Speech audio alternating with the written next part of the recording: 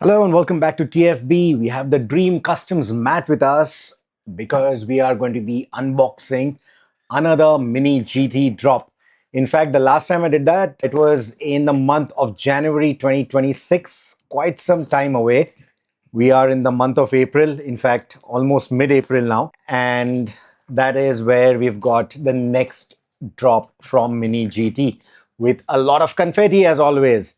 So let's see what have we got. Okay, let's start with the boxes. You can already see a couple of blisters there. Right, so the first one is the Ford Mustang Dark Horse in the carbonized gray. It's already dropped with the retailers.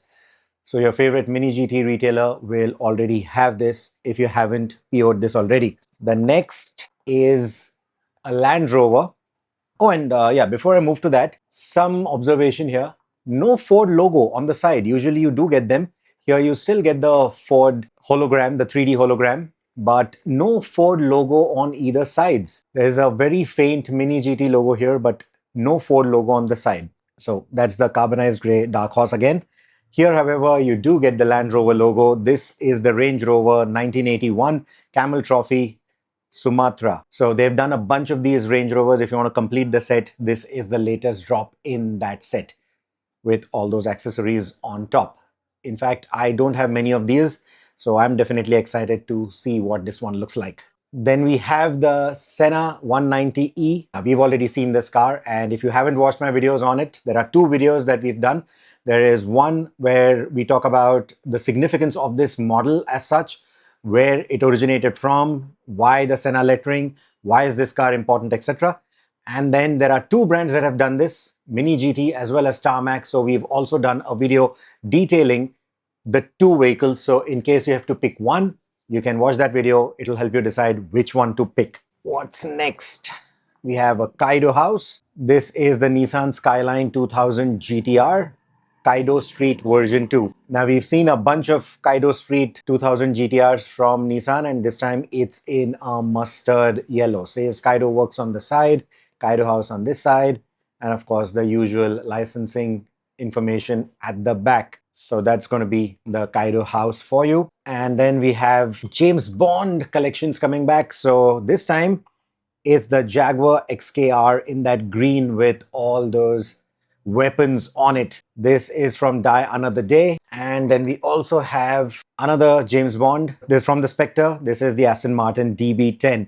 That design looks really good. We've seen the Superleggera from Aston Martin for Mini GT, and I want to really compare the two and see what they look like. And before we go, I think what we also need to look at is the new Blister design. Notice any differences? Well, you see the triangular cutout on top.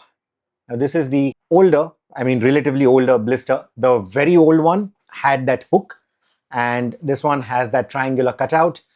This one still has a triangular cutout, but it doesn't mess with the card at all. A lot of complaints that Mini GT received that, hey, come on, getting the card out is a problem because usually you only cut the blister from the three sides, right, to take out the car and leave the blister intact. But when you did that with this interim design that they did, you were not able to take out the card art if you wanted to just simply store it. You would have to literally mess with the complete blister to do that, which is something that they have fixed right now. In fact, let me just quickly get the confetti out of the way. There. In fact, let me also bring in an older Mini GT into the mix. So the older blisters had a typical J-hook, something similar to what we've seen on Hot Wheels. So what that essentially means is that these blisters were compatible with whatever hanging hooks or hanging mechanisms that dealers or shopkeepers already had. So it could easily work with that. Of course, the triangle also works with that, but here you see that you got this cutout. So there are a lot of people who actually don't want to store the blisters. Take the card out, take the vehicle out, store it in the box itself, and then also collect these cards separately.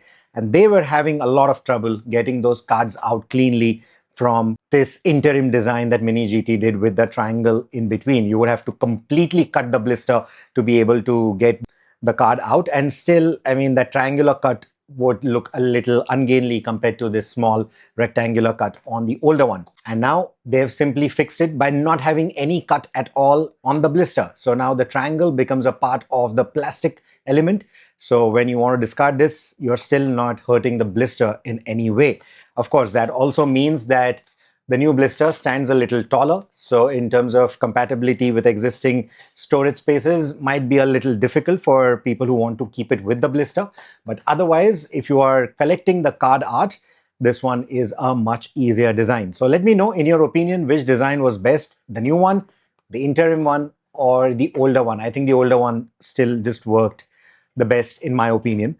But yeah, this new one is a boon for people who want to collect that card art separately. Basically, you're getting the entire card art to store properly without any kind of cuts on it. So that's that. The Lamborghini Aventador limited edition LB works. So that is another big hot drop that Mini GT did alongside these cars that I just showed you. This is again the interim blister that you see here. So I'm guessing this went into production a little before in terms of the planning. But that's the Aventador that you see here with a matte black finish with some carbon elements here in the hood, etc. And of course the gold wheels. Don't worry, I'm going to do an unboxing later. We'll do a separate video of that, just showing you what all Mini GT dropped in this particular month. And another car was, of course, this Kaido House. The NSX returns. This is the Kaido test car spec V1. Very sought after casting. If you still have a chance to get it, do it. Don't sit on it for too long. I think this is going to join the same ranks as the red NSX. You know what I'm talking about. Currently, procuring one is an absolute pain. You will shell out a lot of money getting it from the resale market. So if anyone still has it in stock, if your favorite Mini GT retailer still has this in stock, while you can, pick it up. This is going to be a future classic for sure. We already saw what happened to the Dai Skyline, right? The GTR. And it's the same that's going to happen to this one. And just the same that happened to the red NSX as well. And I will try and do a showcase of this later with some of the other NSXs that we've had from Kaido House in the past. So that's that. That's the whole collection. That's the Kaido House, the Aventador, the two James Bond models. Let's keep this rail side aside. This wasn't this one's drop. Then we have the 2000 GTR, the Senna 190E, the Range Rover, of course. Let me put it that way. And the Mustang Dark Horse. So that is your drop for the month of April. Still 2 more weeks to go. I'm guessing there'll be more cars coming in. Just as I'm shooting this video, the HEC, the Hobby Expo China, is underway, and they've just done a box set for the Mini GT Rexy and Roxy. And that is basically Mini GT essentially bringing back some of these classics in a way and making it available, basically pumping in a lot more cars into the market for Rexy and Roxy. Some of you are already saying that, hey, they are milking the brand in a way. I look at it the other way. I would say that by doing that, they're essentially giving new collectors a chance to get a Rexy or a Roxy livery that they might have missed in the past. Fine, the livery could have a few differences here and there, but it essentially gives you the chance to get a Rexy and a Roxy again without having to pay some ridiculous resale prices for it. You still get pretty much 90% of the car, let's put it that way. And this is your chance to do that. So obviously they are doing the HEC exclusive. They're going to be doing 1,500 boxes a day for the 2 days of the HEC. There's going to be 500 additional boxes, which they'll do at the One Night in China dinner. That happens before the HEC.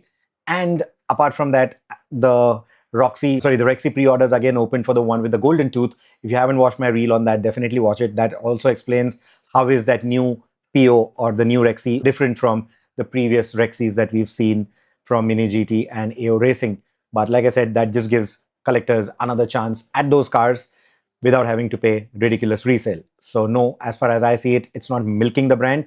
It's basically Mini GT as a brand, allowing collectors to still get the cars without having to pay resale. So let me know your thoughts, however.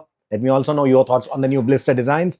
I'll be more than happy to find out. You can either put it in the comments down below or you can DM them to me on Instagram. And if you aren't following me on Instagram already, please do so now. Thank you so much for watching this video. Until the next one, take care, drive safe, happy collecting, and don't forget to follow us.